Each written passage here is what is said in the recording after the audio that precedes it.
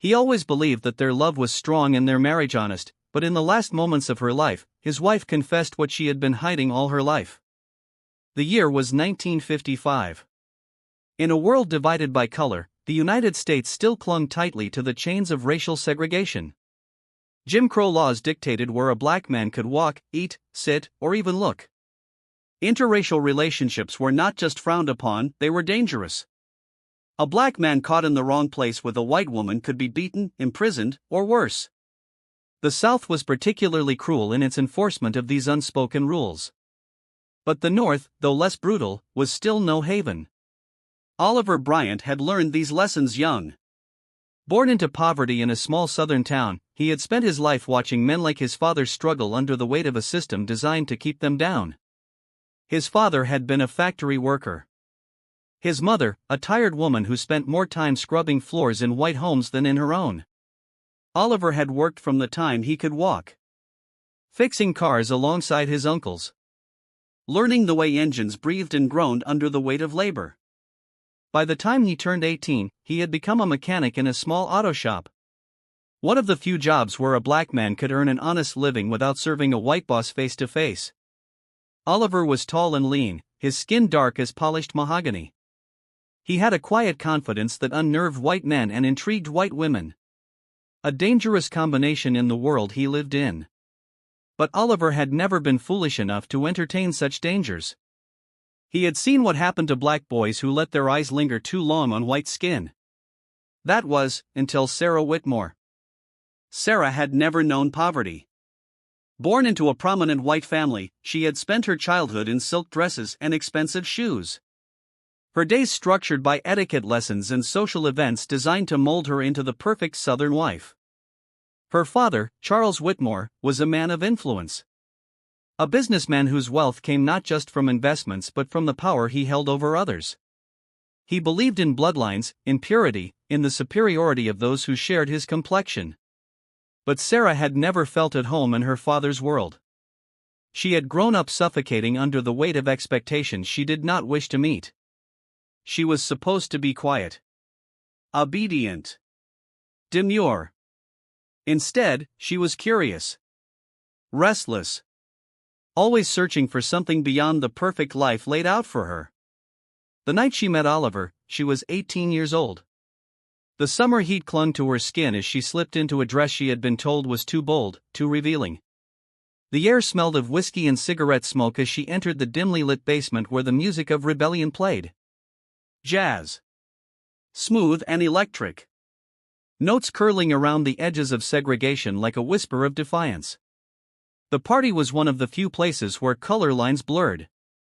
Young people, black, white, and everything in between, came together in secret, sharing drinks, laughter, and glances that could never be exchanged in daylight. It was there that Oliver first saw her. She was nothing like the white women he had been warned about. There was no fear in her eyes when she met his gaze. No hesitation in the way she moved toward him. Her blonde hair cascaded over her shoulders. Her blue eyes alight with something dangerous. Curiosity. Excitement. Defiance. She asked his name. He hesitated. She smiled. And suddenly, Oliver found himself speaking. His voice low and careful, as if testing the air between them. They talked for hours, their words slipping into the space between them with ease. She was fascinated by the world he came from. The way he spoke. The way he thought. He was wary, but intrigued by her boldness. By the way she seemed untouched by the fear that governed his own life. It was intoxicating. It was foolish. It was inevitable. When the night ended, she told him she wanted to see him again.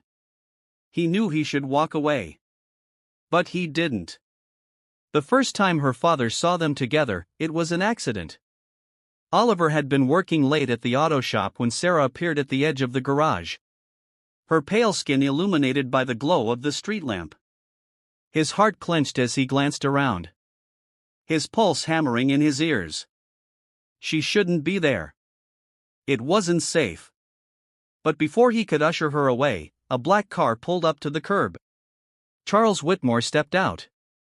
The world seemed to stop. Oliver saw the moment realization dawned in the man's eyes. The way his face twisted in rage. The way his body tensed with the kind of fury only white men had the privilege of expressing. Sarah tried to speak, but her father silenced her with a glare so cold it could have frozen the summer air. Then, without another word, he grabbed her by the arm and dragged her away. Oliver didn't move. He knew better than to follow. The next morning, he found a note slipped under the door of the garage. "Stay away from my daughter." It wasn't a warning. It was a threat. And for the first time in his life, Oliver realized that he was not afraid of white men like Charles Whitmore. He was afraid of what he was willing to risk for Sarah. The next few weeks were hell. Sarah was forbidden from leaving the house. Every move she made was watched. Every phone call monitored. Her father refused to speak to her, as if acknowledging her existence would somehow taint him. Her mother said nothing. Only watching her with unreadable eyes. Sarah tried to fight. She argued. She screamed. She begged. But her father's will was law. And there was no court that would side with a daughter who dared defy the man who owned her world. And yet, she found a way. A letter slipped into the pocket of a delivery boy. A whisper in the ear of a maid who had once known love beyond color lines. A meeting late at night, when the world was asleep. She found Oliver again. And this time, she told him what he already knew. Her father would never let them be together. But she had made her choice. And she had chosen him. It was a reckless decision. A dangerous one. A white woman running away with a black man was not just scandalous. It was criminal. There would be no mercy. No understanding. No forgiveness.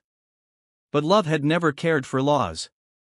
And so, in the dead of night, with nothing but the clothes on their backs and the fire in their hearts, they ran. They ran from the chains of her father's power. From the weight of a world that would never accept them. They ran toward a future that had no guarantees. No promises. No safety. Only the hope that together, they could carve out a life of their own. They had no idea that the real danger had only just begun. The night air was thick with the weight of their decision. Sarah's hands trembled as she clutched the small suitcase she had packed in secret. Filled with only the barest essentials. A dress. A few coins. A photograph of her mother that she wasn't sure why she had brought. It was absurd how little of her life she could carry with her. Everything she had known, her home, her name, her status, she was leaving behind. Oliver stood at the edge of town, waiting beneath the shadows of the abandoned train station. He had no suitcase. No photographs. His whole life had always been light enough to carry. When she saw him, she wanted to run to him. To throw herself into his arms and let the fear fall away. But she held herself steady. There was no time for softness. No time for hesitation. They had only one chance to disappear. The train that would take them north was due within the hour. It was a freight train, bound for a factory town in Illinois, where mixed-race couples were rare but not illegal. It was their best option. Sarah glanced behind her one last time, half expecting to see her father's men storming toward her, dragging her back to the life she had just abandoned. But the streets were empty. Still, the fear lingered. Oliver took her hand. Rough. Calloused. Steady. "Are you sure?" His voice was quiet but firm. Sarah swallowed the lump in her throat and nodded. They boarded the train. Hiding among crates and sacks of grain. No one saw them leave. No one knew where they were going. For the first time in her life, Sarah was free. The journey was long and grueling. They traveled in darkness.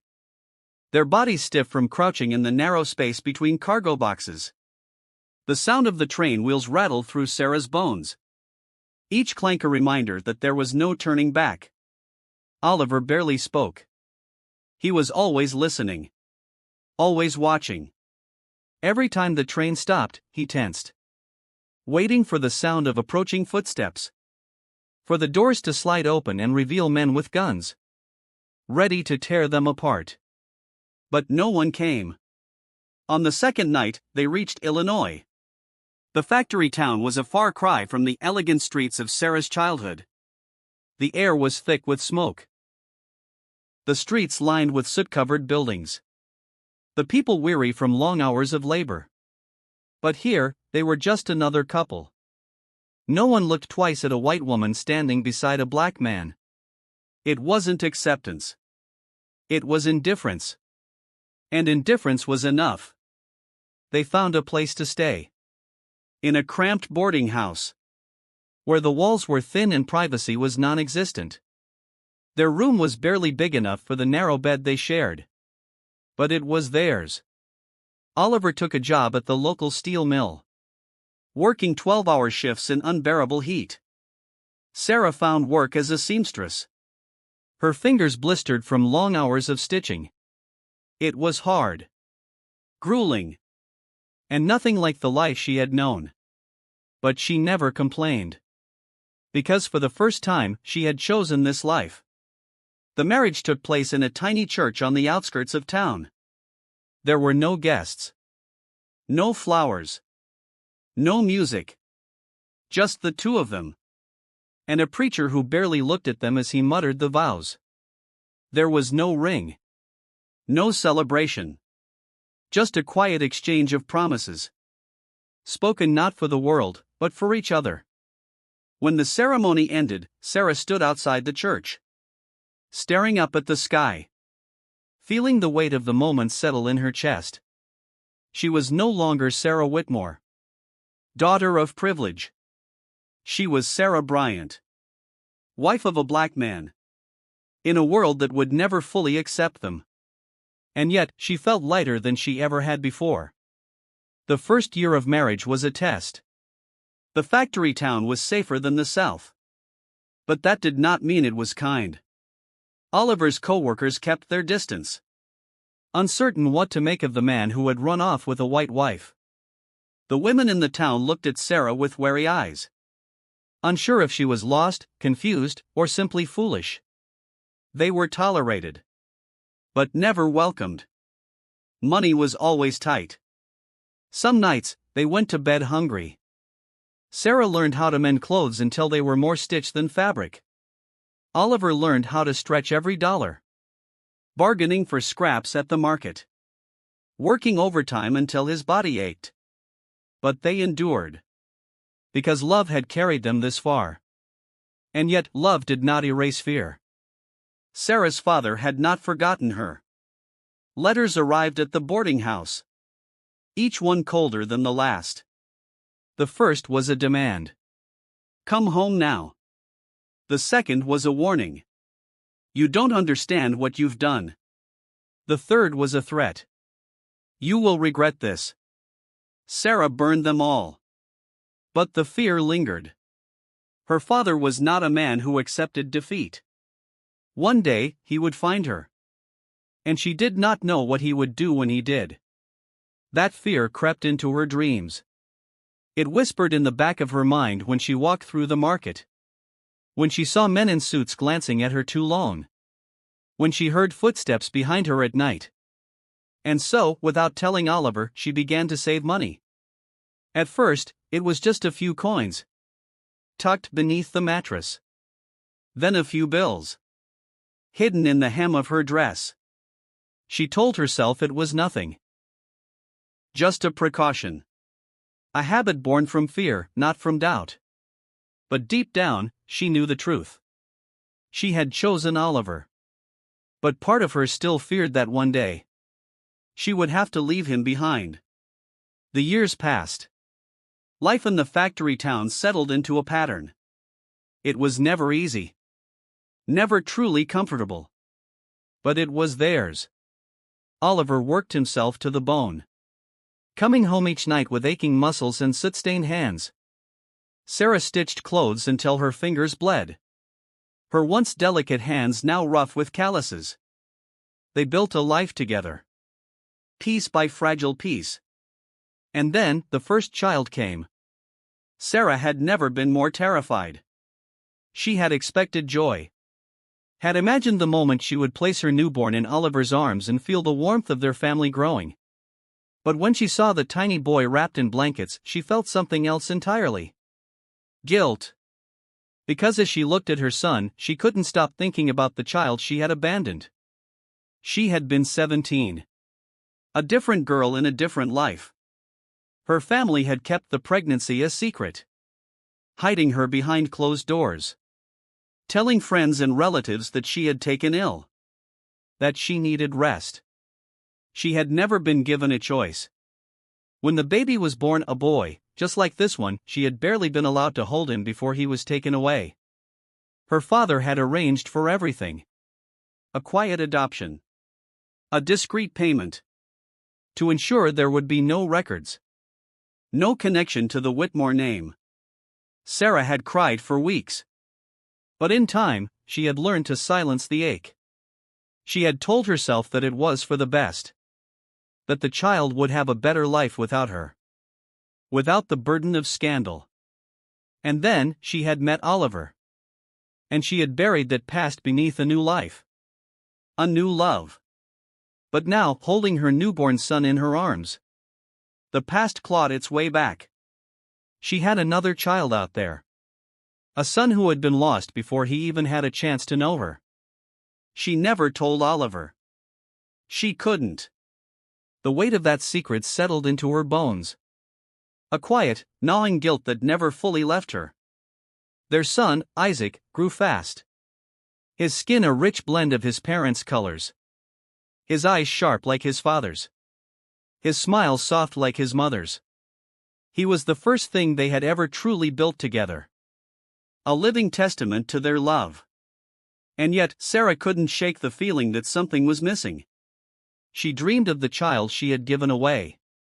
She wondered if he looked like Isaac. If he had her nose. If he had Oliver's steady gaze. She wondered if he ever thought of the mother he had never known.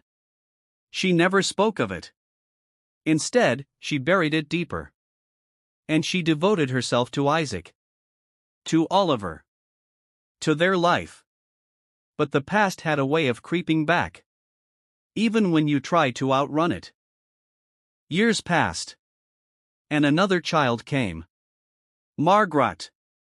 She was wild from the start. Loud and unafraid. Her laughter filling the tiny rooms of their boarding house. She had none of her mother's softness. None of her father's quiet. She was a force unto herself. The sickness had started slow. A cough here. A dizzy spell there. Nothing she had taken seriously. But then, the pain began. A sharp, relentless ache in her chest. That stole her breath. That made the simplest movements unbearable. Oliver noticed first. He watched her struggle to lift the iron pot from the stove. Saw the way she winced when she thought no one was looking. At first, he said nothing. But one night, when she collapsed on the floor while folding laundry, he knew. They could not ignore it any longer. The doctor came the next morning. A white man.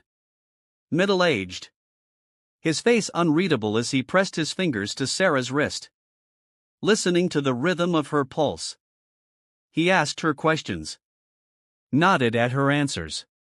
Frowned at her silence. When he spoke, his voice was calm. Too calm. She had seen that kind of calm before. The kind that softened bad news. That pretended kindness while offering no solutions. She was dying. It was her heart, he said. Weakening. Failing. Nothing to be done. Oliver stood in silence. His hands clenched at his sides. Sarah closed her eyes.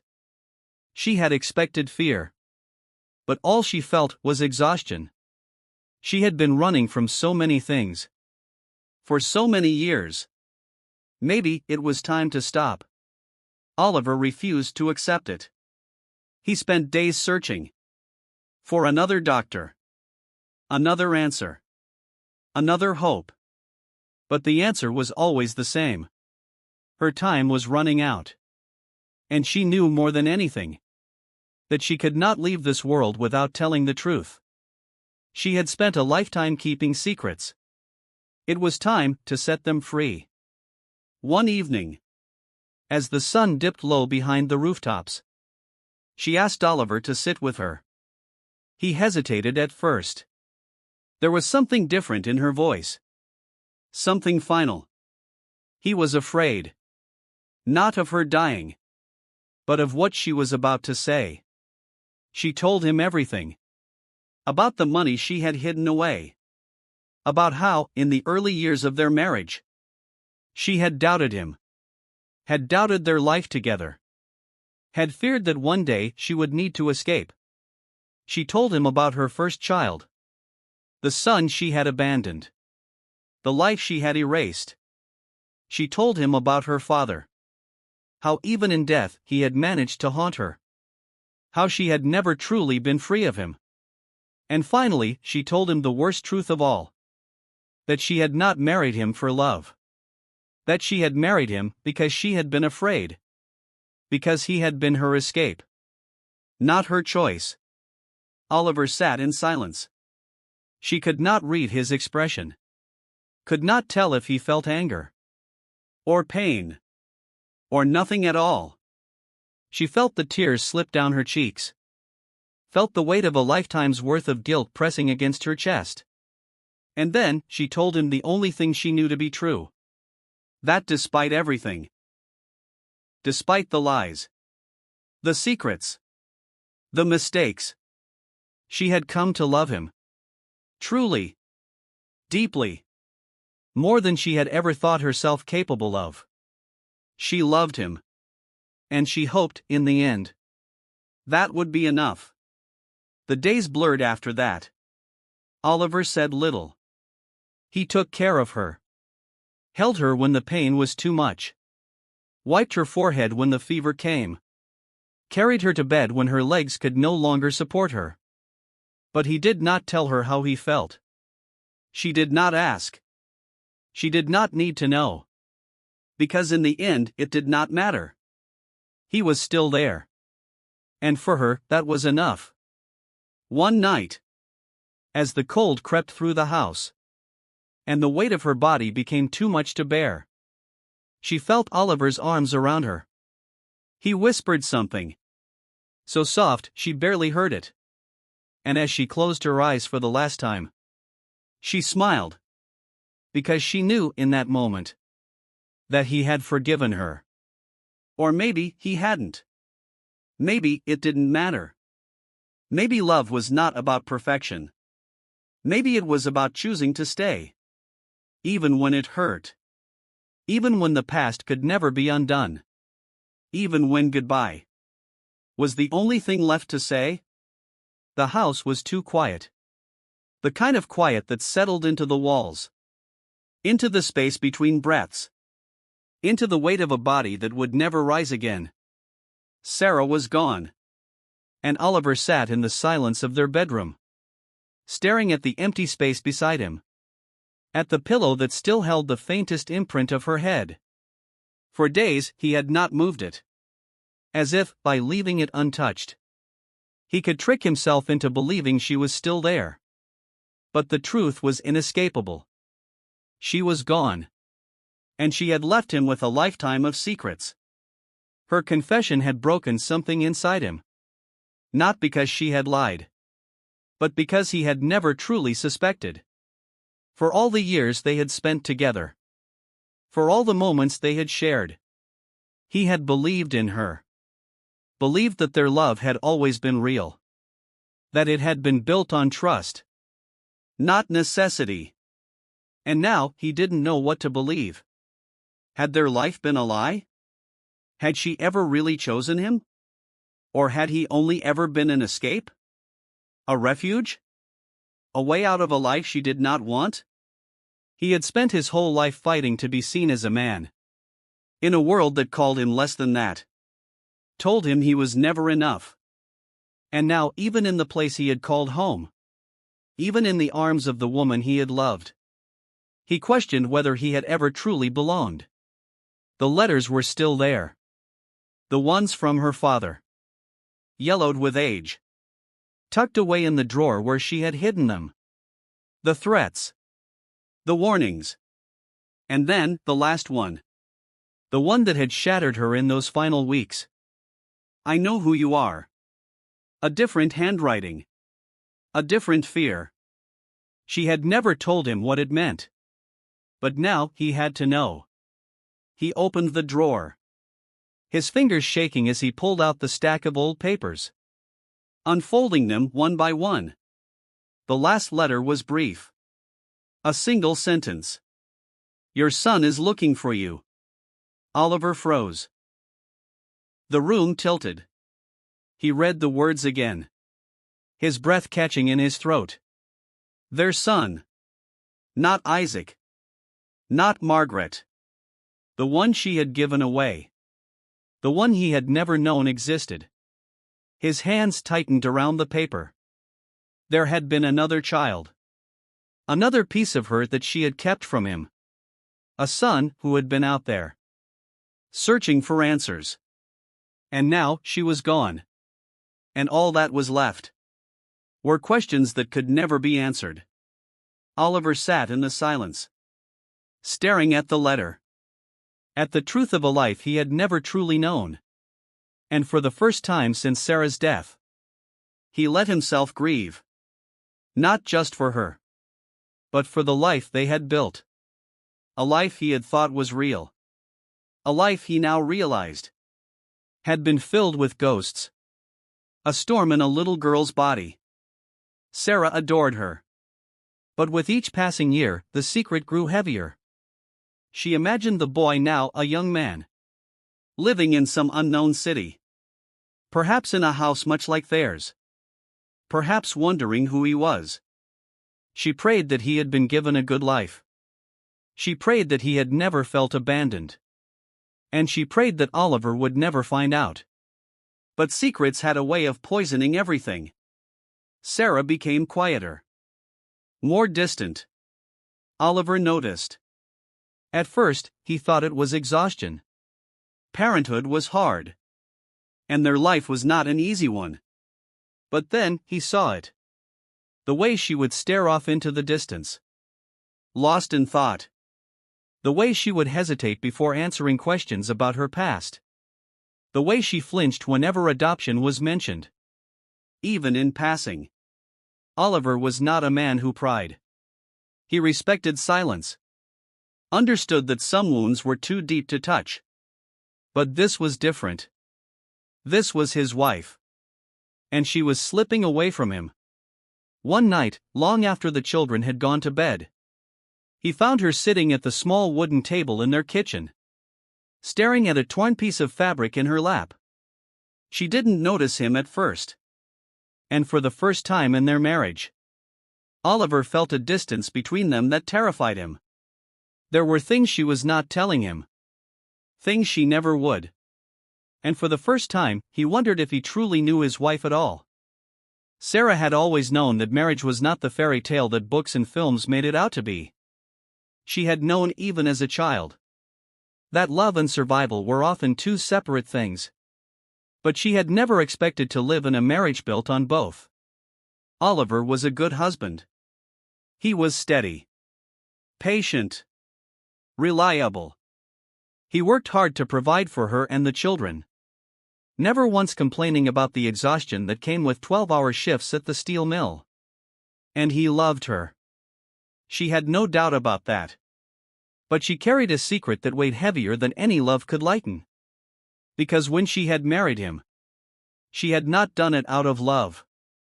She had done it out of fear. She had grown up knowing that her father would choose her husband for her. That was the way it was done in families like hers. Old Southern money.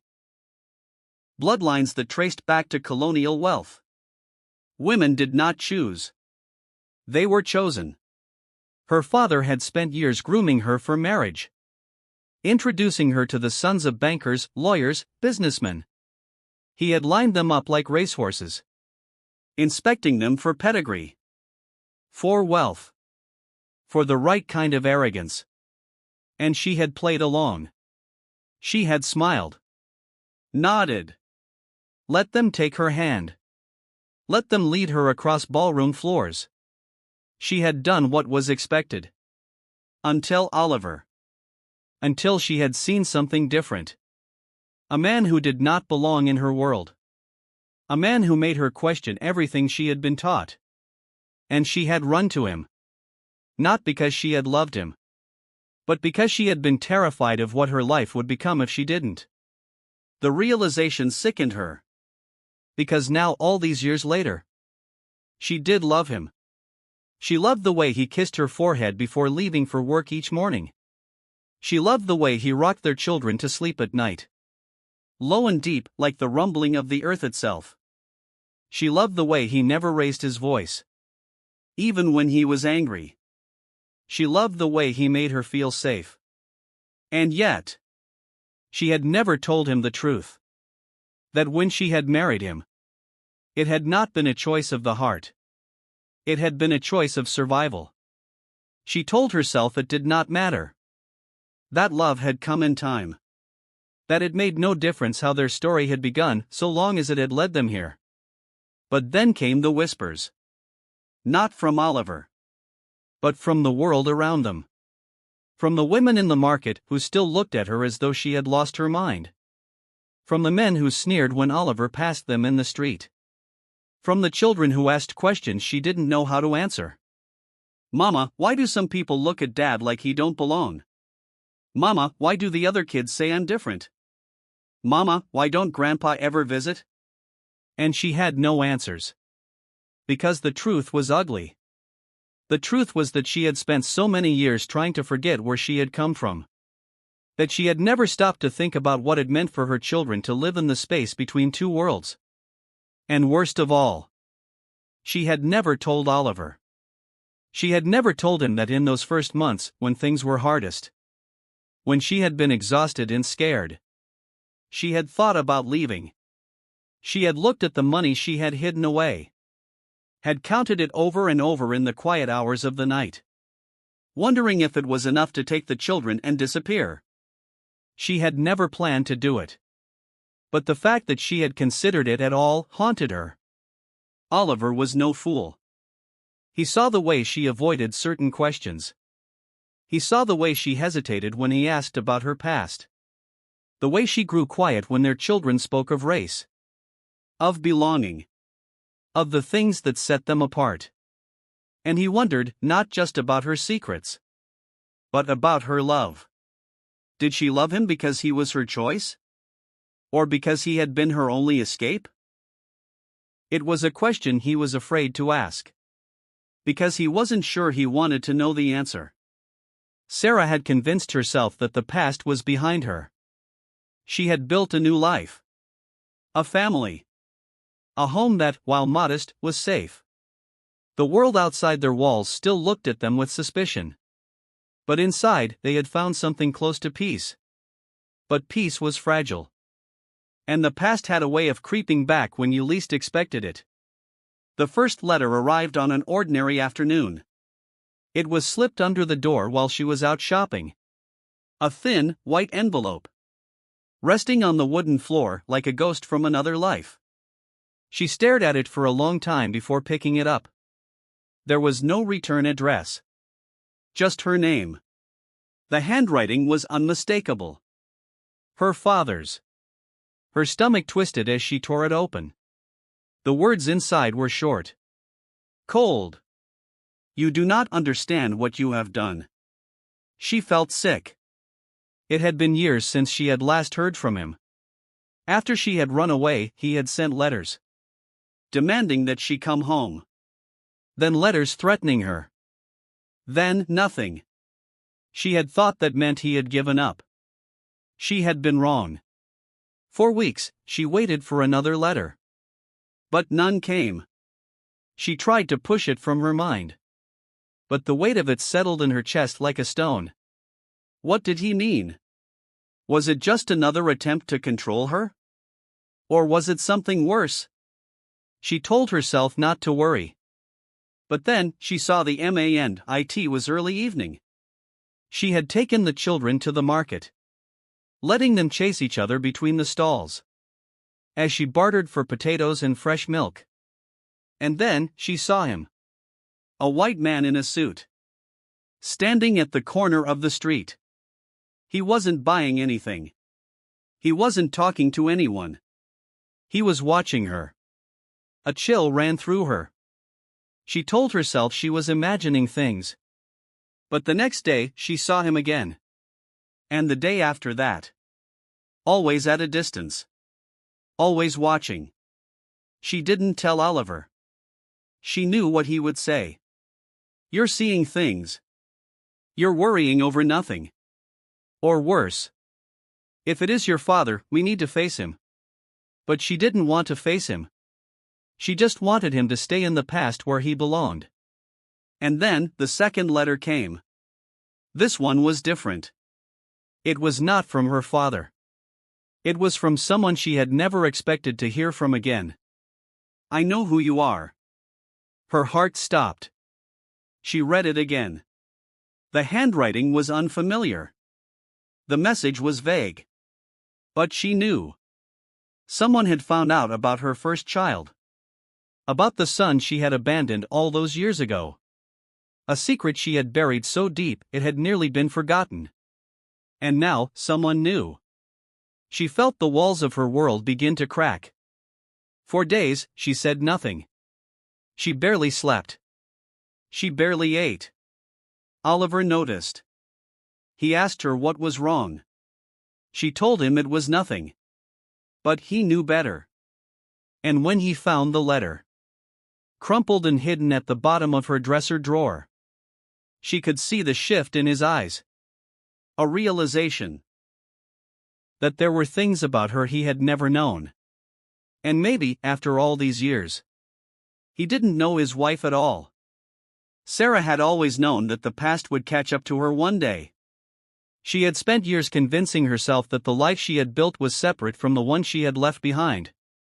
That the woman she had been, the privileged daughter of Charles Whitmore, the girl who had been too afraid to fight for her first child, the young bride who had run into Oliver's arms, not out of love, but out of desperation, had disappeared. But the truth was, that woman had always been inside her, hiding in the corners of her mind, waiting for the moment when she would be forced to face everything she had buried. And now, as her body betrayed her, and the weight of time pressed down on her bones, she knew that moment had come. The house felt different without her. It wasn't just the emptiness, the absence of her voice, the quiet rustling of her movements as she folded clothes or hummed to herself in the kitchen. It was something deeper. It was the weight of all the things left unsaid. Oliver had spent decades believing he understood his wife, believing that the love they had built was real, unshakable. Now, in the days following her death, that belief was crumbling, like sand slipping through his fingers. He sat at the kitchen table, the letter in front of him. Your son is looking for you. The words felt like a wound that wouldn't stop bleeding. Sarah had been carrying this truth for years. She had let it fester inside her, let it eat away at her. And she had never told him. Oliver clenched his fists, staring at the faded ink. How could she? How could she sit across from him at the dinner table every night, knowing she had another child in the world? How could she watch their children grow and never once speak his name? Had she planned to take this secret to the grave? She had confessed so much before she died. The money, the doubts, the fact that she had not married him for love. At least, not at first. But this she had kept. And now, Oliver was left to deal with it alone. Isaac and Margaret didn't understand. They were grieving too. But their pain was different. To them, Sarah had been a mother. steady and constant. The center of their world. To Oliver, she had been more. She had been his partner. His home. The woman he had fought for. The woman he had trusted more than anyone else in the world. Now, he wasn't sure what had been real. And what had been a carefully constructed illusion. Was love still love if it had started as a lie? He didn't know. And he wasn't sure he wanted to find out. Days passed. Oliver worked. Because it was the only thing that made sense. The steel mill didn't care about grief. Didn't care that his wife was gone. That his world had shifted beneath his feet. It demanded the same thing every day. His sweat. His strength. His time. That, at least, was simple. But nothing else was. Not when he walked through the market. And felt the weight of strangers' eyes on him. Their silent questions hanging in the air. Not when he lay in bed at night. And reached for her out of habit. Only to find the sheets cold and empty. And not when he opened the drawer. And saw the letter waiting for him. Taunting him with the truth. He wasn't sure he was ready to face. One evening. After the children were asleep. He sat at the table. Unfolded the letter again. There was no name. No address. Just a single brutal fact. A son. Out there. Looking for answers. And Oliver. Was the only one left to give them. He wrestled with it for weeks. What good would it do to look for this boy? This man, now grown. What did he owe a stranger? Who had never been a part of their lives? But then another thought came. What if it had been Isaac? What if someone had taken his son from him? Erased him. Made him a secret. Wouldn't he want to know? Wouldn't he deserve to? And so. One morning, before the sun had fully risen, Oliver left the house. He walked to the post office. The letter clenched in his hand. And for the first time since Sarah's death, he made a decision. He would find this boy. He would give him the truth. The truth that had been stolen from him. Even if it hurt. Even if it changed everything. Because the past had already taken too much. And Oliver wasn't going to let it take anything more.